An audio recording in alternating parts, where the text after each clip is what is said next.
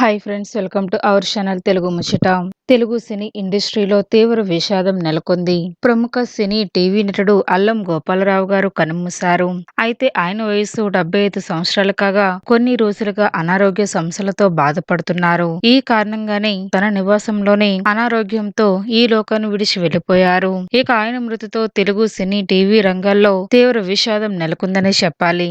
ఇక గోపాలరావు గారికి భార్య విమల, ఇద్దరు కుమారులు అనిల్, సునీల్ కూడా ఉన్నారు. పెద్ద కుమారుడు అనిల్ తెలుగు ప్రేక్షకులకు సుపరిచితమే.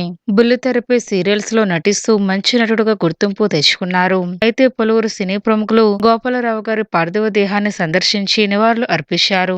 Film Nagar cultural centre management committee Gopalarao కుటుంబ సభ్యులకు ప్రగాఢ సంతాపాన్ని తెలియజేశారు.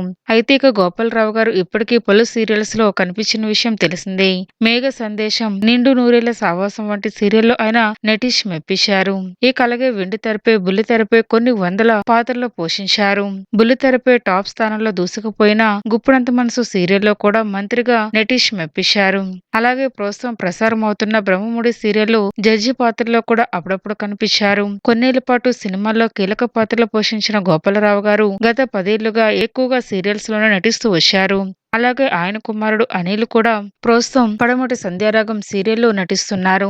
ఇక ఈ విషయం తెలుసుకున్న అభిమానులు ఆత్మకు శాంతి చేకూరాలని కామెంట్ చేస్తున్నారు. ఫ్రెండ్స్, ఈ వీడియో కనుక మీకు నచ్చినట్లయితే లైక్ చేయండి, షేర్ చేయండి. మరిన్ని తాజా లేటెస్ట్ అప్డేట్స్ కోసం మా ఛానల్ తప్పకుండా సబ్స్క్రైబ్ చేసుకోండి. Thanks for watching.